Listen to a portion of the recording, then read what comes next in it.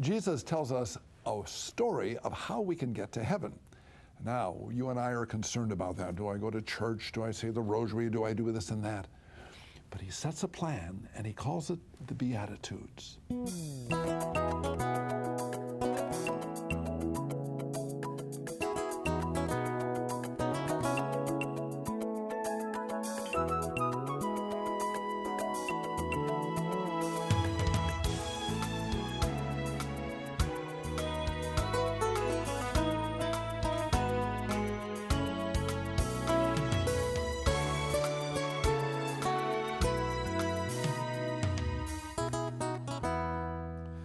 My name is Father Mike Manning. I'm a Catholic priest. This is a program in which we're calling to mind the reality of Jesus, not just as a person who lived 2,000 years ago, but someone who's today moving in our lives, moving in your life, and allowing you to be able to follow the road that he offers to what? Well, certainly I want to get to heaven. I'm concerned about that.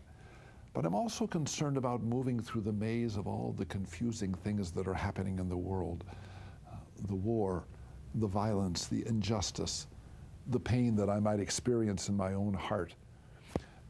What's a road that I could take that Christ would offer to allow me not only to get to heaven, but to find a sense of peace, a sense of joy, and even a sense of fire about whatever's going on? There's a time when Jesus was with his disciples, and he says, come on, let's come up here to this hill. Let's come up here and sit down. And he taught them, and he gave them some directions that are the real contrasts to the world in which we live, in contrast to the world in which he wants us to follow.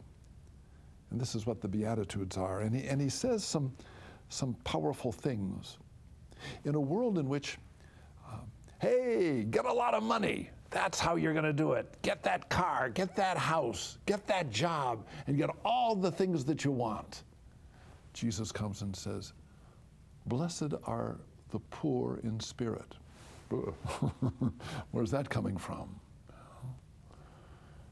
In our world in which it said, hey, make sure that you don't have any sorrow. It's all laughter. It's all goodness. Jesus comes and says, blessed are the sorrowful. In a world in which it's more important to have control and make sure that your power is able to be affected in the lives of others so that you can maintain the image that I'm better than you are. And remember, that force is what does it. Jesus comes and says, blessed are the gentle. Then we're all concerned about making sure that our country is right, making sure that our way is the way that's going to win the world. And we don't care if maybe we have to hurt people, maybe we have to step on other people. But then it's important that we have the security of our world. Jesus comes up and says, blessed are those who hunger and thirst that right might prevail. We live in a world in which make sure that you have justice. You got to have justice. Make sure you follow the law. And if you don't follow the law, get out of our country. And then Jesus walks in and said, blessed are those that show mercy. We live in a world in which it's very easy to find a lot of pornography, a lot of impurity, a lot of moving away from the sacredness of the body and relationships. And in the midst of that, Jesus comes and says, blessed are the pure of heart. Please, let's listen if we can to the power of what God says in our life, of a way that can be peaceful, joyful, and filled with the promise of an everlasting life. We're going to be talking a little bit about the concreteness of this with our guest. Claudia, it's a joy to be with you, and we're going to talk about your friend, Dorothy Day, a woman who listened to this and was willing, with great courage, to stand up and make the Beatitudes a reality in her life.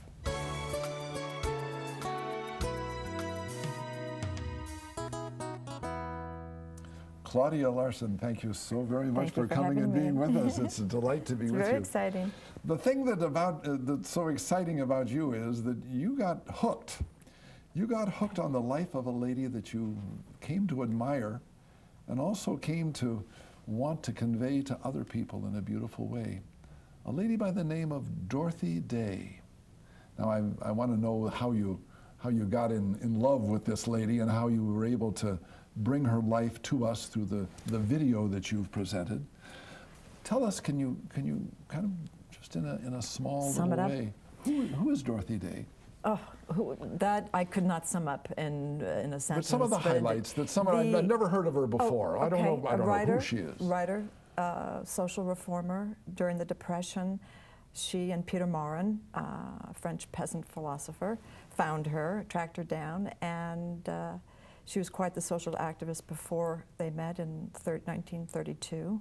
And together they started this movement, the Catholic Worker Movement, which was to follow the Gospels, based on the Gospels of, or rather the works of mercy mainly, feed the hungry, clothe the naked, imprison, visit the imprisoned. During the height of the Depression, many were homeless and hungry. Yeah. And she was a newspaper woman, and they also wanted a clarification of thought. They started this newspaper and a soup kitchen. What do you mean, clarification of thought? Which is roundtable discussions. Peter wanted to talk about the Catholic tradition, and Dorothy, being a writer, knew that she could... And relating that to the problem of these people that didn't have any place to live, right. They didn't have enough food, and they didn't have enough dignity, too. That's an important thing. And that was Dorothy's whole style in operating these houses of hospitality and soup kitchen, is that they were referred to as sir. So she came into a world in which people had lost the ability to have food and also to have dignity, and she wanted to raise them up and give them the care, but she did it in the context of Jesus. She moved from a world in which, well, she was even very close to communism, wasn't she? Yes, but not a card carrying. Not carrying, but still the aspiring to the care for the poor and a care for the masses. Right. And she loved that. Right. And she was aspiring to that. Tell me the little story that her love for the poor was something that went back to even when she was a little girl. You said that in Chicago she was walking around with her brother? Right. Her baby brother, John, walking the slums of Chicago, and she came into this neighborhood that, even in its poverty, had beauty. Flower pots on the trellises and fire escapes, and something there, as well as on the Lower East Side, she felt called her, and she wanted to live amongst the poor, which she ended up doing, 10, 15 years later, and so she was always committed to helping raise up one's dignity, and the immediate help. She would say, if your brother comes to you hungry, don't say, "Go be thou filled." If you give them your coat, you might as well give them your shoes as well. It was immediate action in the moment. It was that personalism of being there without waiting for church or state to intervene and wait for, sort of a committee to be set up. Right then and there. And the first house of hospitality was her apartment on 15th Street, and she didn't intend to start it. She didn't intend, that was the whole thing. This was not intentional, it just happened. But there's something that happened to a profound way of an encounter with Christ in her life. Something happened with entering into the Catholic Church. She was living with a man outside of marriage, deeply in love with this man. Had a child. What is his name? Forster, Batterham. Forster, very, very much in love with this man. They had a child. He was agnostic and didn't want really anything to do. No. But she even had an abortion. Am I right in that? Yes, years earlier. Years earlier than that. So there's all kind of stuff going on, but then something happened with regard to Christ, and there was an encounter with something with the Catholic Church? Well, as a child, there's lots of stories. There's a million ways she was inspired.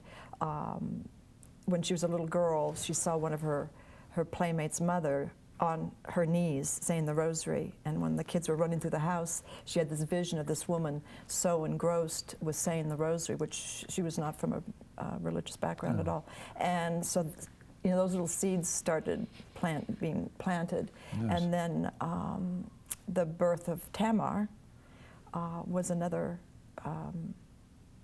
calling, I think.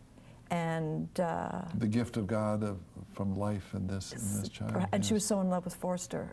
She was deeply in love with this. And so if she was just filled with love, but then she had this conflict because he was not going to marry her. And the nun that she met on the beach by accident, another, you know, serendipitous happening in her life, that she thought, well, I don't want my daughter to live this downward spiral that she thought she had. And she talked to this nun about trying to maybe get her daughter baptized a Catholic.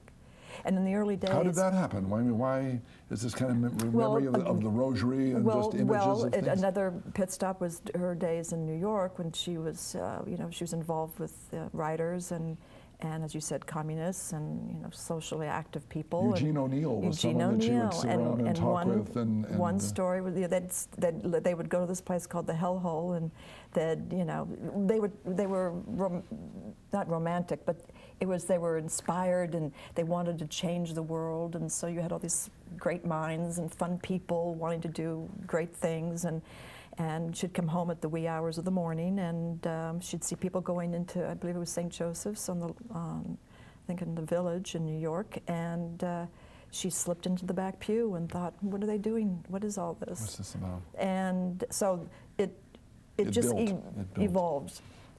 And then she met this on Staten Island, where they had their little romantic bungalow, and she saw this nun walking the beach or down the street, or however it went, and she wanted to have Tamar baptized. And the nun said, well, if you're going to have her baptized, you have to go too.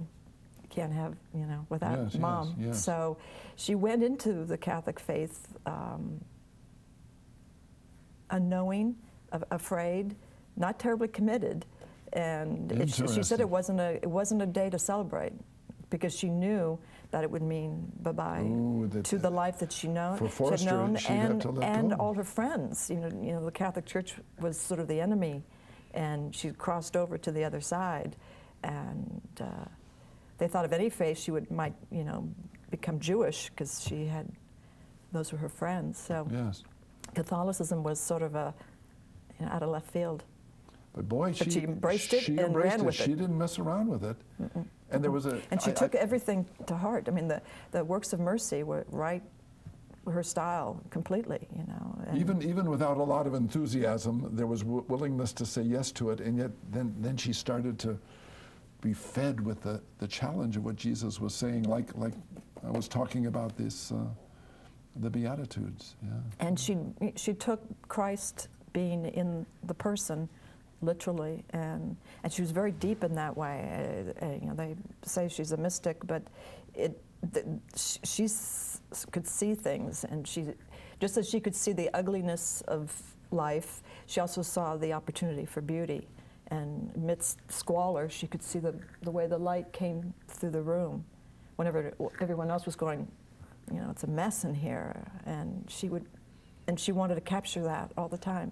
You've done this video, and Don't Call Me a Saint is the name. It's the story of Dorothy Day. It took you, how many years did she get to do? 15 years. 15 years of working on this. Yes, and I'm working on part 2, because not everything could fit into my 55-minute documentary.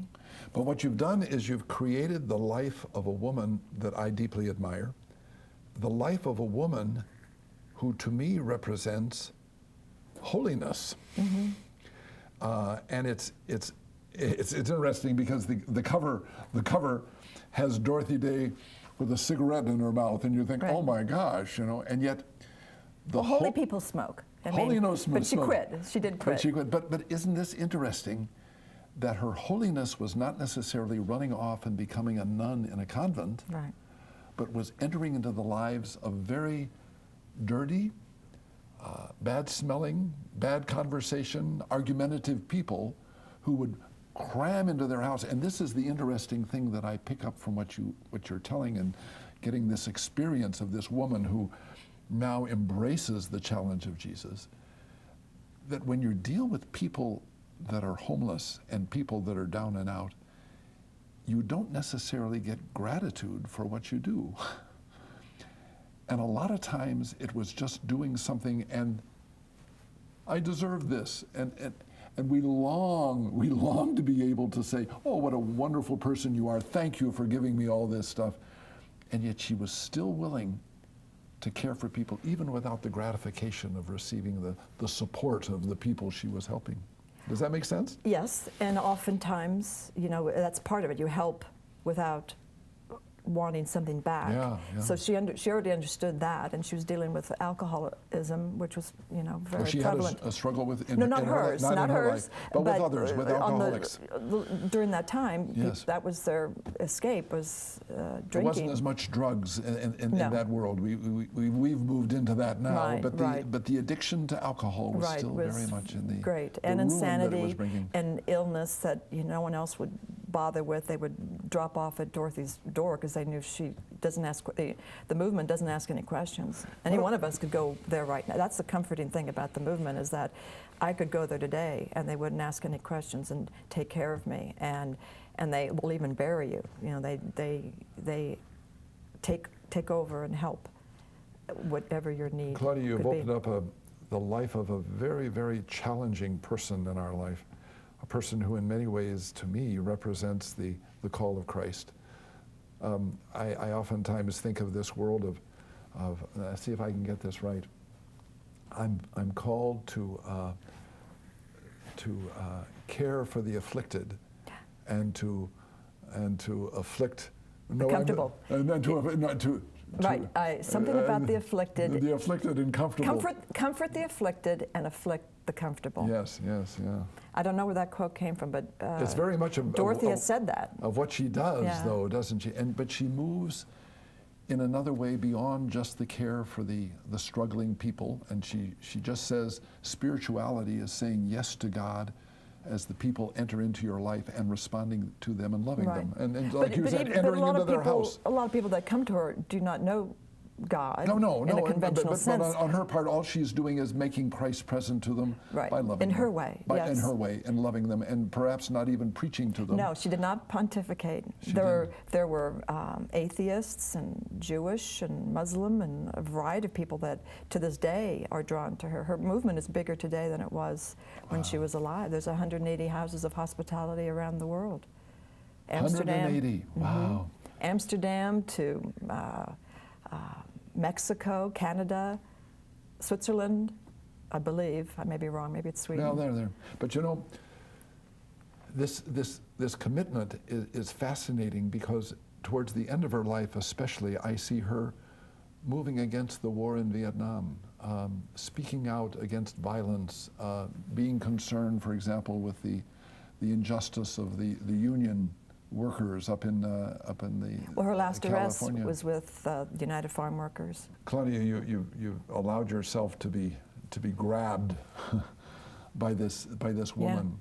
Go figure. And for 15 years, there's been a passion to be able to bring that story to us. And, Well, and I wanted her to tell her own story. I don't know why, but I thought she needed to tell her own story before someone adapted it and, created a thing. I mean, there's tons of books written about her. Yes. And she has written many, but this was a way her friends and her daughter could tell the tale, and some archival footage of her that I was able to what get. you've done? What you've done for me is you've, in a concrete way, with images and with film, you've helped me to understand what holiness is. I want to come close to Christ. I want to give my life to them. And I guess that's why I got the collar, and that's why I've decided to be a priest and that. And I really was jazzed by your work, because you gave me a depth of Jesus that I didn't know before, and I thank you for that. Oh. I thank you very much, because I think that you've opened a door with the road of Dorothy that can allow me to be a better priest, And I think, and I'm hoping, that's why I'm wanting to talk with you, that others that are going to be intrigued by the challenge of her, that we can start to become truly holy people. Not just, oh Lord, I want to pray and get away from the crowd, but I want to say yes to the people that come into my life. Maybe it's the two men that are sleeping on the doorpost here at night, right next to here in our studio. Right. Or maybe it's the person that I run up to and says, hey, can you give me a dime here? Can you give me this? And do I give them a dime, or do I even go further than that? Do I try to care for it? Or it's the wonderful story of a man. He's an electrician. He's retired, and he's living over here at not very far from here in the town of Colton. And every Tuesday night, he feeds anybody that wants to come into the hall in the church. And he organizes this, and he gets people going around. And I went over there about a week ago. And oh my, what a wonderful thing to see. The families, the families that don't have enough to eat. And he's offering this experience of Dorothy Day in a good way. We're going to come back in just a moment. I want to pray with some of the people, some of you who have written in letters and have asked for our prayers. But let's ask for some prayers for the people that need help. And we're going to be right back. So listen to this message, please.